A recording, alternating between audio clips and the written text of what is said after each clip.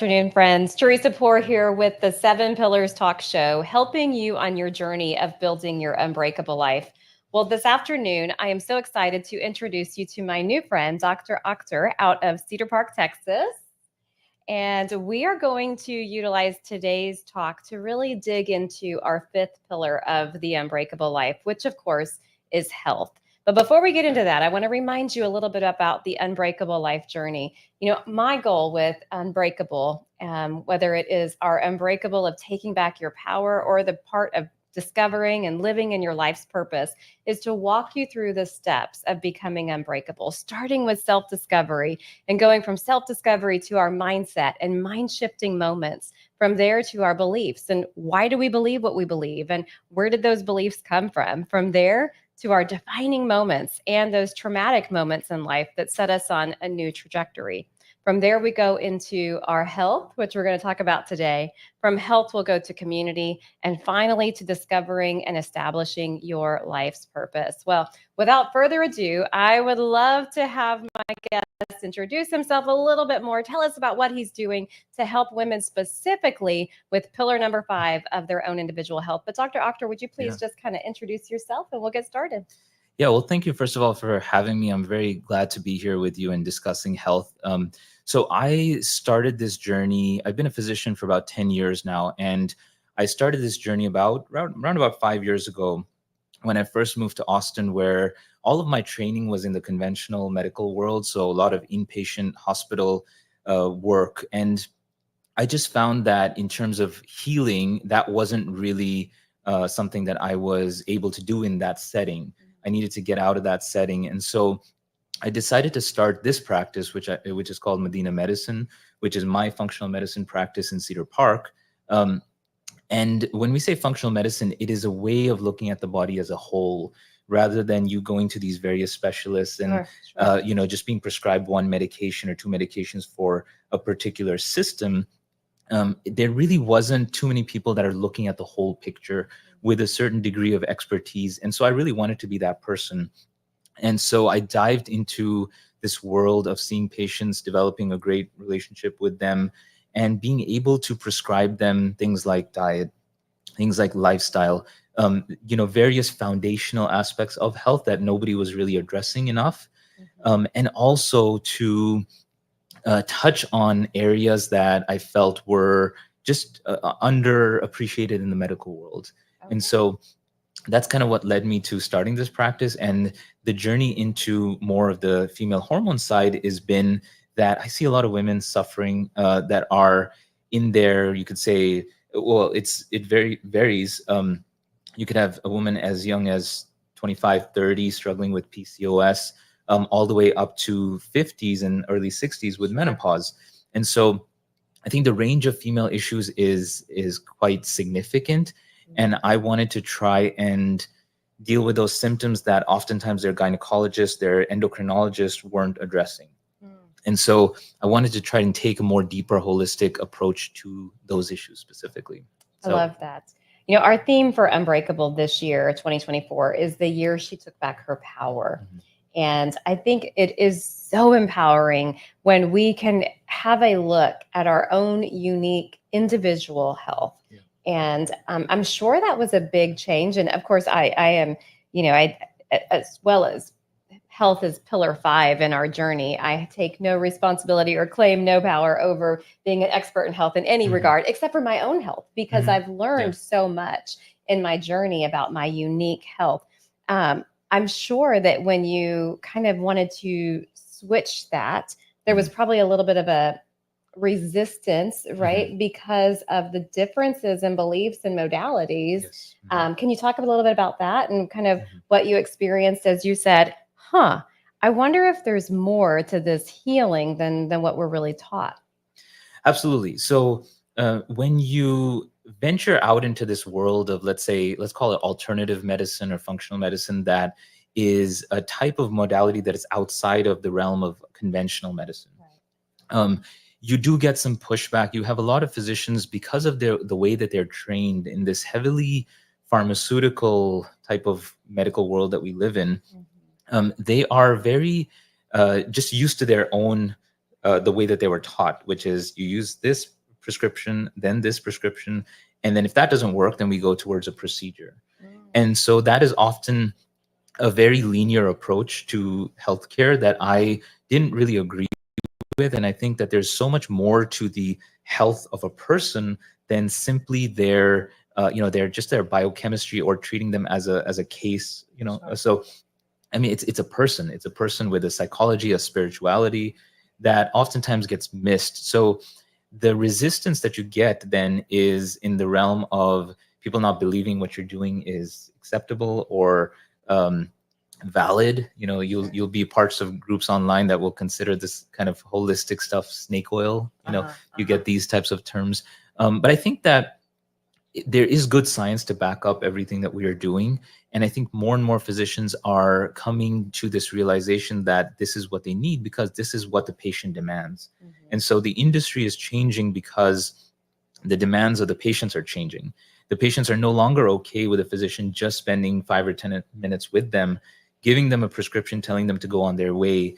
They now want to know, why is their health so poor? What are the reasons behind it? What can they do that's different?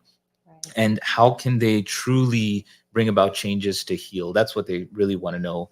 And so we as physicians have to adapt to that, to our patients' needs, make sure we, first of all, have enough time for them, are able to give them our full attention as opposed to just looking at our computer and just, typing away and just treating that as another patient in that list of the factory of patients.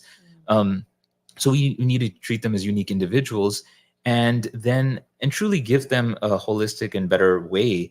And unfortunately, a lot of the, let's say, the guidelines out there are not really based on good science and good evidence a lot of times. And we fail to see sometimes how politicized or how much of a profit is behind some of those things. Sure. Do you want to talk about that for a moment? I feel like, as people are kind of getting more aware, right? We're seeing a lot of things, I think really post-pandemic, we're seeing a lot of things where we're like, oh, okay, well, maybe there was an ulterior motive with this type of medical treatment as opposed to the well-being of the patient. So do you want to talk about that a little? Sure. So I think the COVID thing that you brought up is very interesting because I think that COVID definitely exposed the inherent, the tribalism that we really have of not being able to, just focus on good science, good data, trust people. But it's like, this is my tribe and I'm wedded to them and whatever they say is what I believe.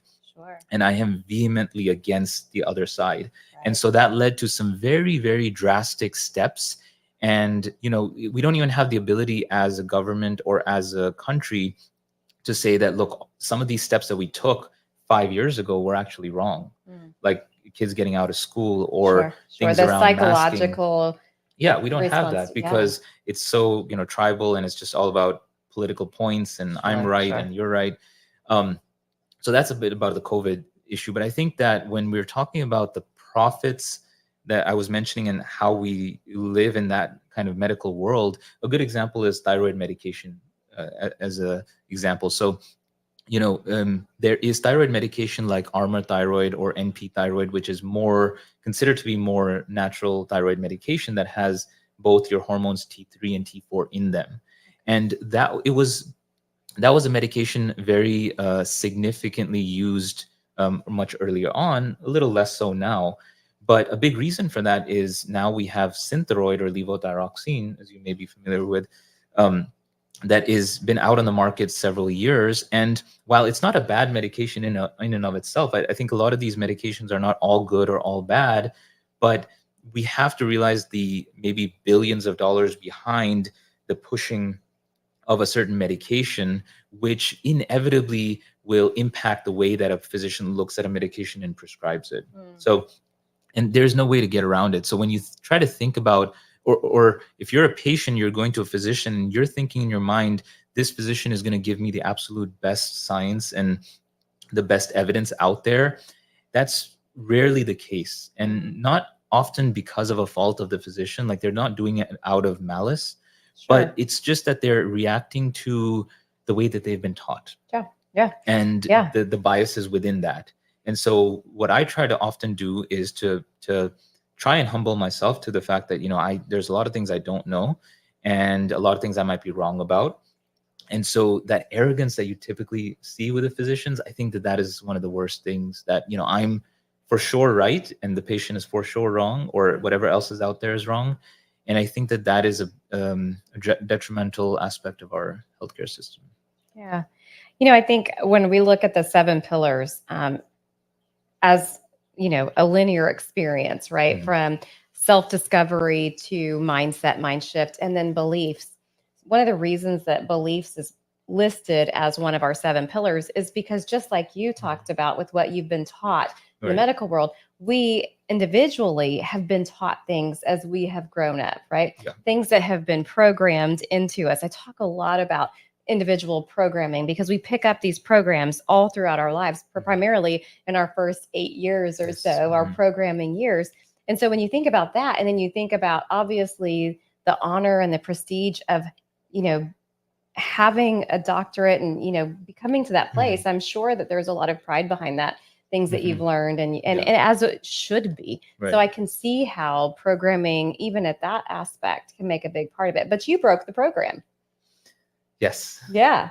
And so talk about that, because I think there's so much to do with how you transitioned as it relates to how people in our unbreakable life journey, how they're transitioning too. Because in order to kind of really graduate to the next step is to really look at those programming things, those beliefs, and say, do those beliefs really serve me with what I know today? And I think as you looked at, the medical field, and you looked at the holistic approach, you had new awareness, new knowledge, new beliefs, and you had to probably look at those old beliefs and say, do those beliefs still serve me today? So, yeah.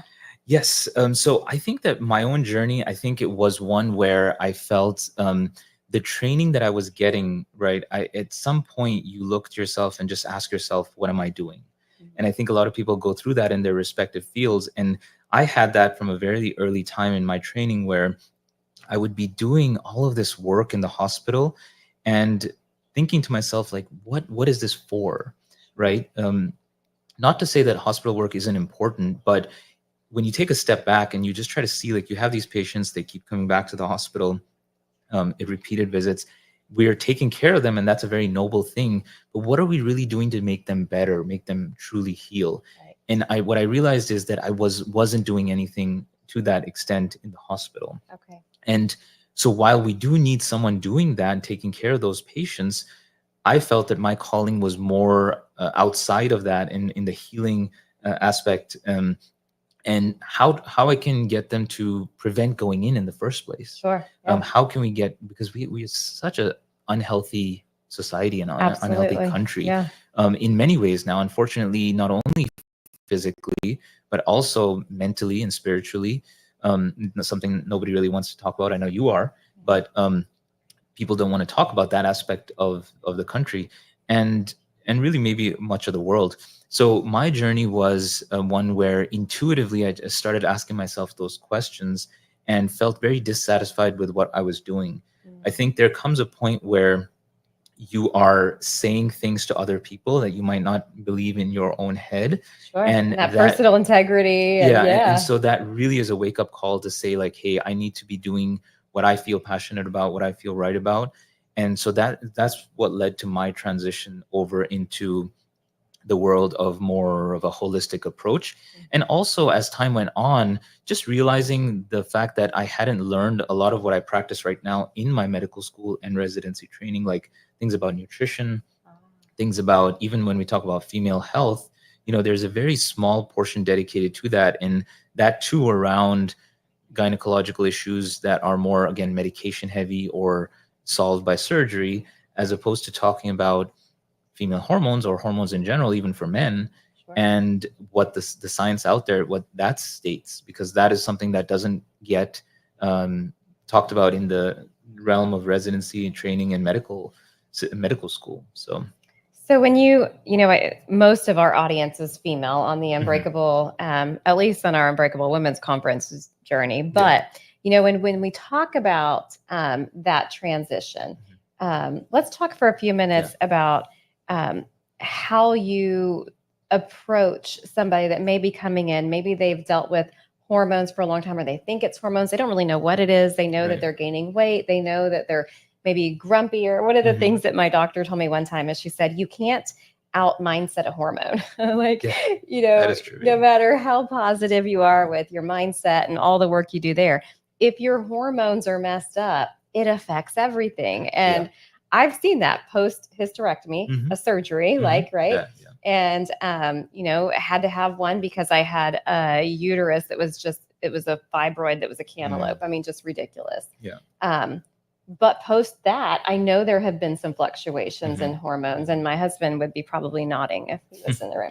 But so tell us, how do you start that approach that you feel is different than when you go in to see your primary care physician at a clinic? Yeah, there's quite a bit to mention here. So, what I would say is the first thing I think that a lot of women struggle with is that they just don't feel heard, right? And so, if you go into the physician's office and you're again given probably 7-10 minutes, something like that, you're probably given a physician that, and I'm being general. I know there's a lot of good physicians out there, but a physician that may not be either have the time to address your concerns or dismiss your concerns, because that's another issue that women face, is that they would say that I have this, this, and this. And what the physician would often do is check just a few basic lab tests and make sure that those are okay, that something major isn't going on.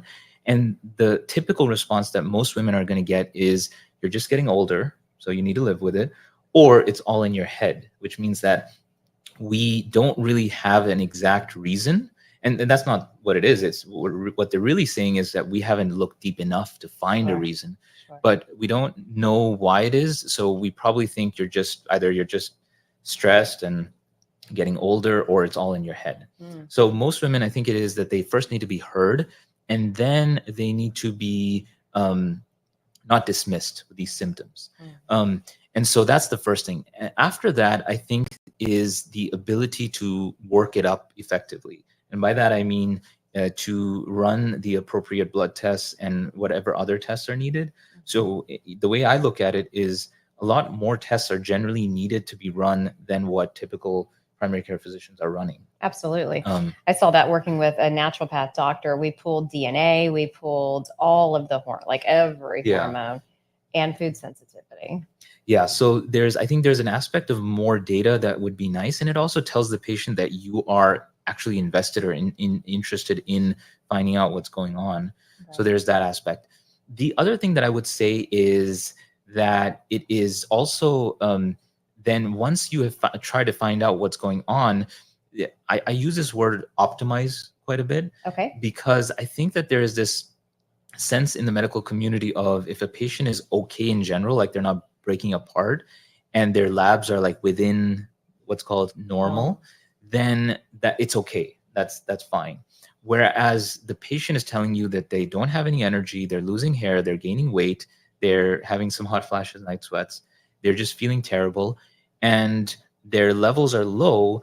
Well, they may be okay in that sense, but they're not as optimal as they can be. Sure. So one of my goals is always to see how we can optimize things further, which means push their numbers up, which means so trying to get them in that good optimal range. And then secondly, also things like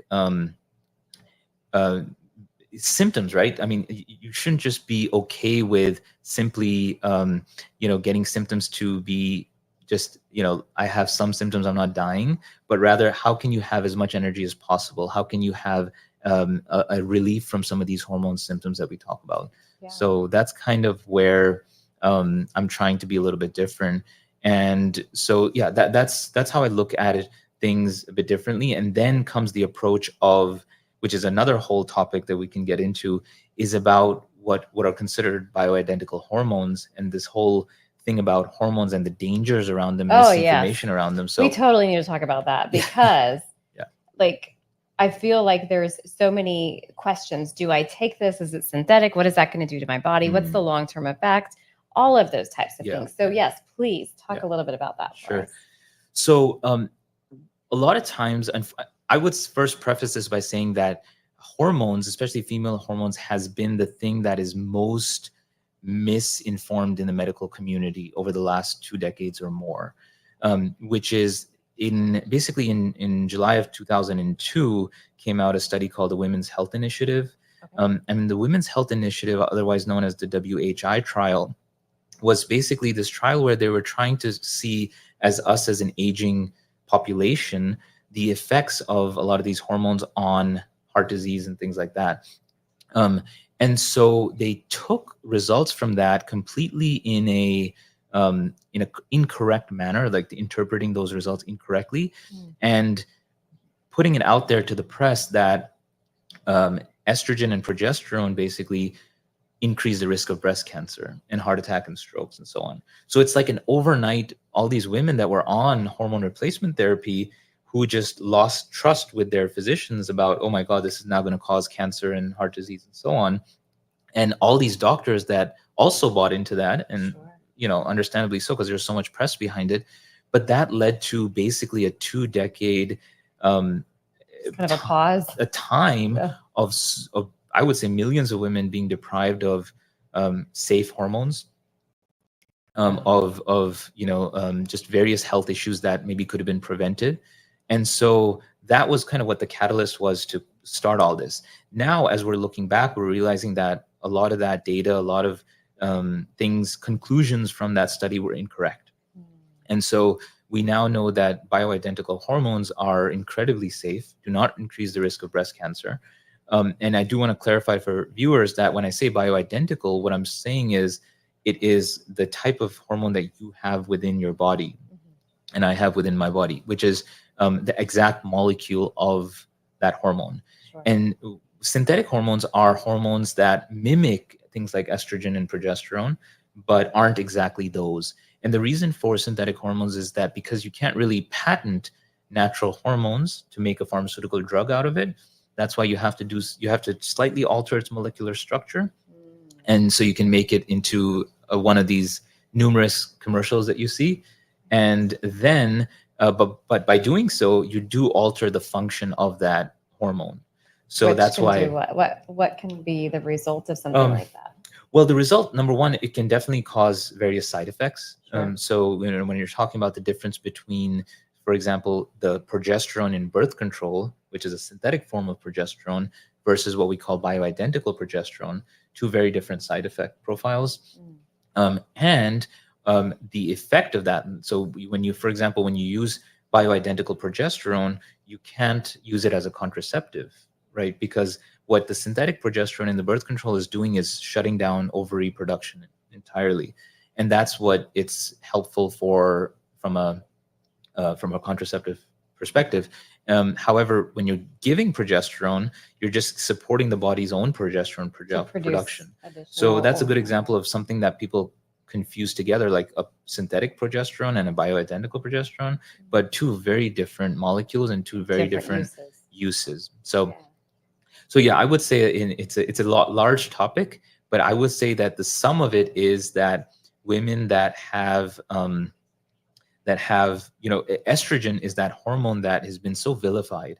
And I've done some talks around this where people think that estrogen increases the risk of breast cancer. And while it is a proliferative hormone, in other words, it causes proliferation of tissue, there have been numerous studies including the Women's Health Initiative that I just mentioned, that actually go against that of giving estrogen and that increasing the risk of breast cancer or causing breast cancer. That's not the case. There's various risks of breast cancer, but giving estrogen not being a direct causal relation to that. So I think the reason to mention that is because then women who might be at slightly higher risk would avoid that during menopause and actually not be able to feel the relief that they should. And also breast cancer survivors, that's a whole different topic. Women that have survived breast cancer, do they get estrogen or not? Should they or should they not? And obviously, if you talk to any oncologist pretty much around, they would say, don't give them breast cancer because that's going to increase the risk of a recurrence.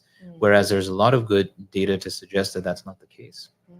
In fact, we even have some more forward-thinking oncologists out there that believe it or not, are using estrogen to treat breast cancer. Wow. Which is a very fascinating, it goes back to my whole thing about how there's aspects of health in the medical system that are so different from, Sure. and we can apply that to COVID and really anything else, to just a slightly different approach from convention. So when you think about specifically where women are lacking, I know the testing can be a big piece of it. One of the tests that I have fallen in love with has been our DNA testing, to see how your DNA markers can tell you whether or not this particular drug or this particular mineral is not working for your body, or whatever. Are you a believer in using DNA to kind of help guide people down a journey, or do you use other modalities? Tell us a little bit about that. Yeah, so there are various good tests out there on the market. I think that for me, I think it depends patient to patient. And I say this because a lot of patients may come in, their needs are, or what they're able to do is only blood testing. So that's where we always want to start. There are other patients that might be able to do more of the, let's call it the more functional medicine, more detailed testing. And so in that, we might be looking at their gut health, and we might be looking at female hormone health with a urine test, right? So there are different modalities that can be used. DNA is also an interesting one. I think that it can provide a lot of good information. But what I always try to look at is what type of clinical benefit can I get from the information I'm getting from the tests, which means that is what I find on the test going to give me some meaningful action items I can use to help that patient feel better? Sure. And if the answer is yes, then I would probably go for that. Maybe not as a first step, but like you mentioned, things like food sensitivities and so on. Those are tests that some patients do need. And so I think it depends a lot patient to patient. So I won't just off the bat do a DNA test on everyone. But I think that maybe we've done some of the basic tests, and we need to look deeper, then that is certainly something that can be done too. So one of the things that you said you specialize is PCOS. Yes. PCOS. I don't know what PCOS stands for, but it doesn't sound fun. So can you talk to us a little bit about that? Sure. Yeah, I should have clarified. I stay in this medical mind of mine so much that it's so common for me. PCOS stands for polycystic ovarian syndrome. And it is basically the most common female hormone imbalance in reproductive age women. Okay. So, when you're not talking about menopausal women, you're talking about women in their reproductive years. That is the most common imbalance that's seen. Right. It's the most common cause of female infertility. And a lot of women that, have issues, there could be irregular cycles. It could be hot flashes, night sweats. It could be weight gain and insulin resistance. A lot of women that have that end up having PCOS. So when I think about what I believe, just after a lot of research and internal discovery, that caused my fibroids, I was actually on a diet program for years that it was heavily soy regulated programs, a lot of soy protein. And my body doesn't metabolize soy well. And so, and too much of it caused, I believe, this humongous fibroid in my uterus. When you think about PCOS and fibroids and things like that, do you believe that diet contributes to that? I do definitely think diet contributes to that, because I think that diet is very important as far as hormones go. So I think that there is so much nuance to what you're eating, because what you're eating is information you're giving to your hormones. Okay, explain that. So so basically all of your hormones, there's so many different processes that they go through, enzymatic reactions and so on. And in order for that to work, there's a lot of vitamins, minerals, and what we call cofactors needed for that to happen. And so you need aspects of your diet and lifestyle to be working well. And we know the connections of these. So, the connection between maybe what you're eating and estrogen, maybe what your stress levels are and estrogen and things like that. So those are things that we know, and estrogen's effect and progesterone on the nervous system as well. And so, knowing all that, then there's an undeniable connection between diet, lifestyle, and hormones. So that's definitely really important. The other thing that I do want to mention to people is the environment. We don't realize how toxic of an environment we live in, because now all of these, things like microplastics and plastics and all these things, these are called endocrine disruptors. Right. Or the term technically used is xenoestrogens. Okay. And those are basically what you have, things that we from our environment are going to absorb into our skin and into our system, take in. And those, because the hormone, in order to work, is like a key in a lock. So the hormone has to go to the receptor site and it binds there. And if you have an endocrine disruptor there, then it's going to block it. It's going to impact the function of that hormone. Okay. And so I think that definitely what we eat, our lifestyle, and our environment have a big impact on our hormones and our health in general. So one good takeaway today for everybody, what would you say about the water that we drink? How do we consume the water so we're not getting all those plastic things around us? Like what's one thing that they can say, okay, I can do that like now? Well, I think the plastics issue is probably the biggest one. I think it's the most difficult one in that sense, right? But I think that as much as that could be avoided, perhaps, but again, it's challenging.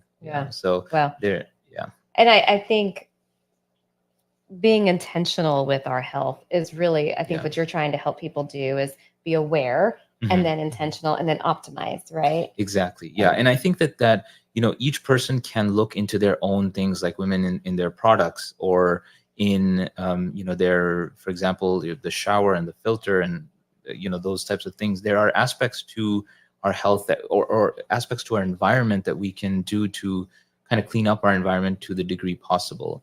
None of us can live in a completely toxic free environment, but we can take steps to help that situation a little bit. So do you recommend a specific type of detox? So this word detox and kind of the whole everything around it can be a little controversial, as you can imagine. Sure. With people believing in it, not believing in it. I think that the main aspects of detox are going to be those, nothing too fancy. The main ways are going to be making sure you have good digestive function. You're sweating regularly, because that is a good form of detox. And so from that aspect, sauna use has been shown to be very helpful too. So something really good to consider, especially when you're suffering from an environmental toxin type of issue like mold toxicity or other. Sauna is very effective in that.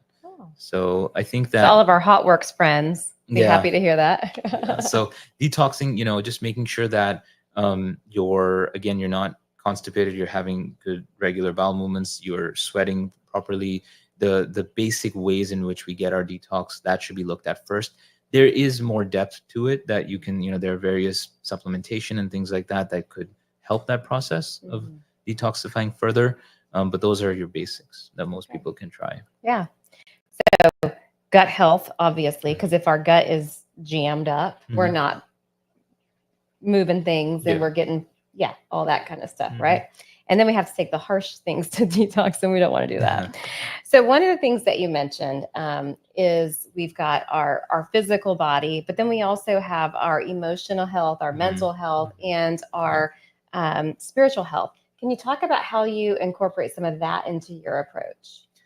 Yes. And so I think that when I'm looking at patients, I'm trying to be, again, as comprehensive as I could be, and trying to figure out what are those triggers in each people, or what are those clues that I can have to see someone's health. For example, you talk about community as one of the pillars, right? And so we now know that loneliness, for example, is the equivalent of consuming, I think it was like 10 cigarettes or something. In terms of the physical impact on that. Now they're starting to quantify these things that we're saying that, look, loneliness maybe first at one point in time was considered to be something that it's not good, but you can't really put your finger on it and tell like how bad is it. But now they're able to tell those things. And so I think that in my patients that might be telling me that they're completely by themselves, isolated, those types of things, and then they have issues going on like anxiety and depression, right? Then it's you stop thinking of things just like from the neck up, where you think of anxiety, depression as what is the chemical imbalance that's going on in this person's brain that I need to fix with an antidepressant. Rather, you're thinking, okay, what is that gut and brain connection? So that maybe if their gut is doing a bit better, less inflamed, more healthier, then perhaps their brain does the same, and that connection is very clear. Um, Alongside that, maybe the solution is developing more social connections. Maybe also just the aspects of their emotional health that they need to work through, previous trauma, things like that. Yeah. So I think it's just finding out what are those aspects of someone's health and just trying to push them towards that. Of course, I don't have the ability to as a therapist or anything like that to be able to do all those aspects, but the hope is that we can actually become aware of the problems and then guide them in that direction. Absolutely. I've heard the gut and the brain connection a lot, but literally right between your gut and your brain is your heart. Right. Yeah. And if we try to bypass the heart and not deal with that, then we're missing a big piece of people's lives. Right. Yeah, absolutely. And I think that goes back to my story from before of just not being content with simply getting someone's body better. But the very reason we went into this profession and we're doing what we're doing is to try and get people really better and heal. And I think that as a physician, oftentimes it's just, it's just defined by a surgery or a prescription to make someone feel better. But it's so much more than that. It's a human being that you're trying to get them to feel better. And so, I try to look at it that way. Well, I think that puts you above so many people. And I think that is going to be the element that draws people into you, because I think as a society, as a race, we're waking up. We're seeing that there's so much more out there. There's so much we've missed. And I think one of the effects of the pandemic was a new awareness. So many people that I interview and that I work with almost had this enlightening type moment during those few years of maybe solitude or maybe internal reflection and all of that. I know that certainly is what happened to me. I'm totally in a different career path, but not really. I want to talk about one other thing as I was thinking through this. One of our elements with the Unbreakable Life journey is to go from self-discovery to purpose. And as I work with people, many times we find ourselves in careers or on paths that are like 1 degree off of your purpose. Right. And so just 1 degree, it's not like a 90-degree difference that usually it's like 1 degree. Like I know where I'm going, but something along the journey kind of just spun me a slight change in direction, and it took me off course a little bit. And I know that's what happened with me. I was always about empowering people and helping them tell their stories and really wanting to help people live their life's purpose. But I was doing it through a very siloed approach. And when I looked inward and really went through my own program, like how many of us should probably go through our own program, right? Like take our own good advice. But when I did that, I saw, okay, I was just 1 degree off. Just a tiny shift put me in purpose. And how would you say that your career kind of led you to that? Yeah, that's a great question. I think that, reflecting on that, I think that I've had my own challenges in this way, because I think that doing this that you're talking about, the type of healing that we're trying to doing this has required going out of the mainstream. So when we talk about that steady job and that, that regular income and just work and, that's it, right? This required starting your own business and the challenges that come with that continue to this day to be obviously impactful, and this kind of some of the sacrifices that you have to make along the way, because often to do this, you have to sacrifice a certain amount of money, right? Because there is oftentimes going to be, in medicine at least, more money in the place of, the kind of conventional medical testing, equipment, all that kind of stuff. Yeah, and in cardiology is a good example of that. If somebody opens up a clinic that is just about nutrition and diet and lifestyle, no insurance company wants to pay for that. That is not a lucrative option, and that kind of program would be closed within a minute. But if you open another one that's all focused on doing procedures to treat the people that have had heart attacks already, that one is obviously going to pay a lot of money. So the money is often in the wrong places. And I think that that is one of the challenges in that journey. But I think also the other thing I wanted to mention is some of the identities we form early on as our hindrances on that path. And my own example would probably be, I was always more of a introverted and shyer person. And so, the thought of doing something like this, or the thought of actually having my own podcast, which I do, was just something I wouldn't identify with myself, because it just, was never the person that I was, very talkative or outgoing. But I think that when you can overcome that, then I think that that is a big step in the journey. And like, you've kind of made that mindset shift, and you went towards where you wanted to go. I think the same is there, where you can overcome those internal barriers that you make for yourself and get to the place that you'd like to be. Yeah. What would you say was your guiding light through that process? Maybe was it somebody or some people that you insulated yourself with, or people that you block? I'm not necessarily name names, but you know what I mean? Like, what would you say was your guiding light that kind of helped you stay motivated through that journey?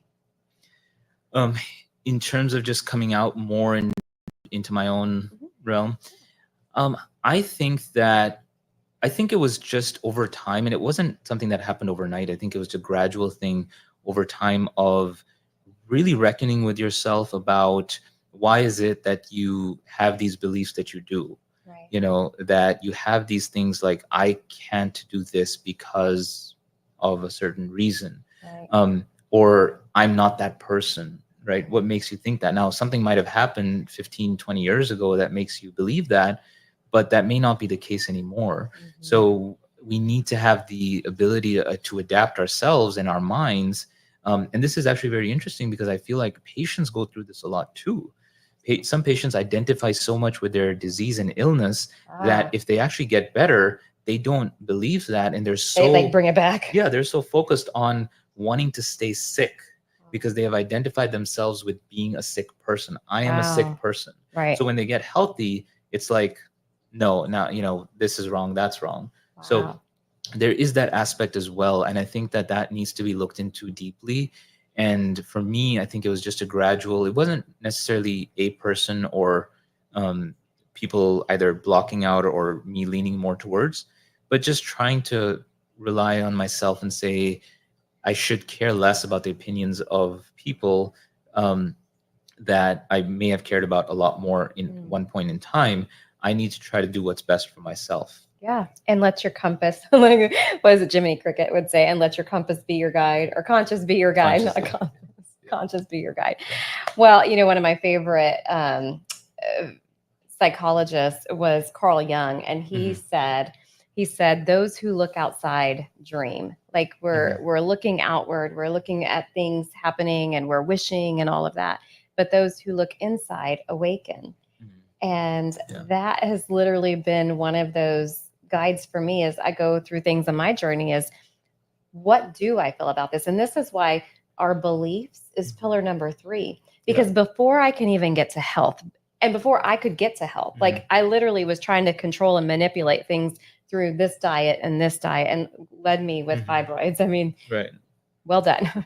But, before I could even get to a place of understanding perhaps my worthiness around health, perhaps my understanding that I needed and I deserved to understand my own unique body, before I could even get there, I had to deal with my mindset around health and my beliefs around it too, and my beliefs in general. Like, where are they? And are those beliefs even mine, or were they from a cousin or from a teacher or a parent? Or a parent? Yeah, definitely. I think that that's a very important point. I think that for patients, I think one of the things I'm also trying to do, although it's not always easy to do, but it's like you have to peel back the layers. Okay, you're diabetic, but why are you diabetic? Well, you've been eating in a certain pattern. Why are you eating in a certain pattern? Where that probably has a lot of an emotional component behind it. And it's obviously could be hormones and what this society feeds you, right? And obviously there's a lot of marketing around that, but it's like, asking yourself that question, like, why do I eat in a certain way? Why do I behave in a certain way? And I think when you do that, you start peeling back the layers of realizing that a lot of this was just what you picked up from either from another person or from your past. And you do have the ability to get over that. And while it's not easy, I think that there's tremendous opportunity for personal growth in that. Absolutely. One of the I'm co-authoring a book right now called Pieces to Purpose, and I'm so excited. It launches December 10th. But in that, I talk about a defining moment, or really a traumatic moment in my life that occurred at age 13. And at about 3 years ago, I was frustrated and, at this place where I was just, racking my head against the wall and just trying to figure out what was wrong with me.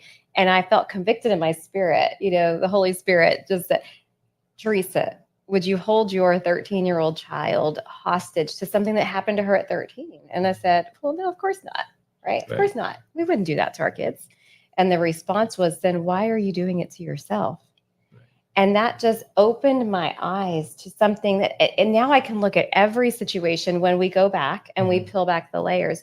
I can look at every situation and say, all right, that happened through the lens of a 13-year-old, or through the lens of a 6-year-old, or the lens of a 16-year-old, hormones going crazy, right? All of those types of things. Do I still see things that same way? And if not, release it. Don't allow yourself to be, your 6-year-old version of you controlling the show anymore. It's just one of those things. But I feel like unless we do that, unless we do exactly what you said, ask myself why. Why do I feel this way? Why do I believe that? Why is that? Then we can get back to those core things about us, and we can truly do what Carl Jung said and awaken. Absolutely. And I think a really good example, if I could be vulnerable for a second, which I hate doing, but is basically, I would sometimes think, like, I recently went to a networking event with some other health practitioners. And when I walked into that room, you see so many people there. And, in my past, I've definitely had some aspects of social anxiety. So the first thought I had walking in there was a moment of more anxiousness, and that came from immediately thinking that those people would think something negative about me. But these are all strangers. They've never met you. So it's just fascinating that you would think something like that immediately upon seeing a crowd, only because maybe that happened to you 20 years ago, 25 years ago, and you're still holding on to that. So these new situations that you're in that you could really thrive in, you're not, because of all the stuff you're holding on to. And that is, I thank you for sharing that too, because I will tell you, I run networking organizations and have for about 22 years. I still get that way. Like, I still feel that way. And people do, almost everybody that walks in, they say networking is equivalent to public speaking. And public speaking is like, I'd rather die than get up on a stage and public speak, because it does create that sense of, I am on the spot. Right. And some people are really good at that. And I think that if you haven't been good at that, you think that that's the way that it's going to be for the rest of your life, which is definitely not the case. So. Wow. Well, I have really enjoyed this talk. Thank you for opening up your world to us. Please share with the audience how they can find you on your podcast, and what your new patient process looks like, because I'm sure that some of them are going to want to come see you. Yes. So you can go to my website. It's medinamedicine.com. That's MADINA medicine.com. And I have a YouTube page. It's by my name, so Dr. Omar Akhter. And that's where the podcast is, as well as some of the other podcasting platforms. It's called Better Medicine. And so just trying to have conversations with other healthcare practitioners, primarily physicians, on these topics like hormones and other things. And so, and yes, I'm seeing patients. Unfortunately, I'm not able to take insurance in my practice, but I am seeing patients. I try to give them a whole lot of time initially, around about 90 minutes initially, with 30-minute follow-ups. And so all that process is laid out on the website. And if we can answer any questions, we're happy to do so. And thank you again for having me. Yeah, thank you for joining us. Well, friends, thank you for watching our Seven Pillars Talk Show. I know that you found some significant value today, and actually, probably on all seven pillars, not just pillar number five, which is our health. But please continue to join us as we showcase individuals like Dr. Akhter that are out there doing the things to help you create your unbreakable life. And really, it's in your hands. So please take back your power today. Join our unbreakable life journey and see what your future could look like. God bless you all. Thank you for joining us.